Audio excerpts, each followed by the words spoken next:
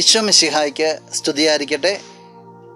പ്രിയ സഹോദര സഹോദരി, ഈശോയുടെ നാമത്തിൽ നിനക്ക് നല്ലൊരു ദിവസം നേരുകയാണ്.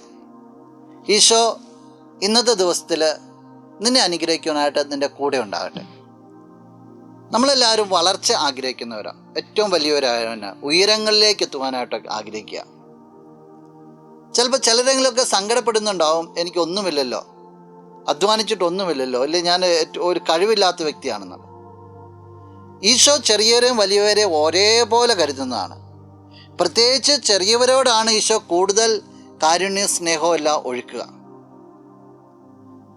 സ്നാപയോഹന്നാനെ കുറിച്ച് പറയുന്ന ഒരു അവസരത്തിൽ ഈശോ സ്വർഗരാജ്യത്തിലെ ഈ വലിപ്പച്ചെറുപ്പ പ്രാധാന്യത്തെക്കുറിച്ചും പറയുന്നുണ്ട്.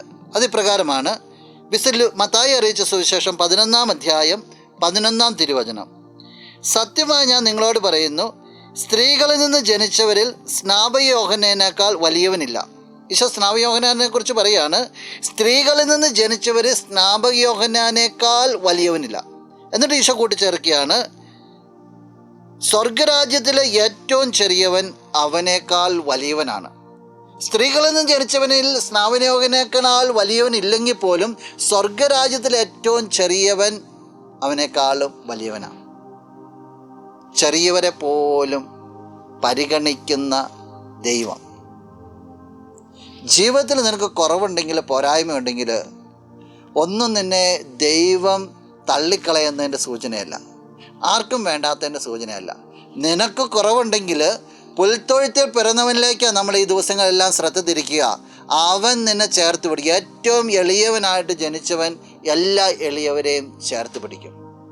മനസ്സ് വെച്ചാൽ സ്വർഗരാജ്യത്തിൽ നിനക്ക് ഏറ്റവും വലിയ വ്യക്തിയാകാം. അത് നിനക്ക് സാധിക്കട്ടെ. നമുക്ക് കണ്ണുകളടച്ച് കരങ്ങൾ കൂപ്പാം. നല്ലവനായ കർത്താവേ, ഈ വ്യക്തിയെ പ്രത്യേകമായിട്ട് സമർപ്പിക്കുകയാണ്. ജീവിതത്തിൽ വലിപ്പ ചെറുപ്പങ്ങളിലേക്ക് നോക്കാതെ എൻ്റെ ദൈവത്തിന് എന്നെ വേണം, ഞാൻ എത്ര കുറവുള്ള വ്യക്തിയാണെങ്കിൽ ഞാനൊന്ന് ശ്രമിച്ചാൽ സ്വർഗരാജ്യത്തിൽ എനിക്ക് വലിയ വ്യക്തിയായി തീരാൻ പറ്റും. ആ ഒരു ബോധ്യത്തോടു കൂടി ജീവിതത്തെ ക്രമീകരിക്കുവാനായിട്ട് ഇയാളെ പ്രത്യേകമായിട്ട് അങ്ങ് സഹായിക്കണമേ. നിൻ്റെ നാമത്തിലെ ദിവസം അനുഗ്രഹിക്കപ്പെട്ടെന്ന് പ്രാർത്ഥിക്കുന്നു. സർവ്വവിധ കൃപകൾ കൊണ്ട് നിറയപ്പെട്ടെന്ന് പ്രാർത്ഥിക്കുന്നു. ഇപ്പോഴും എപ്പോഴും എന്നേക്കും. ആമേൻ. ആദിയിലും അന്ത്യനും നീ മാത്രമേ യേശുവേ.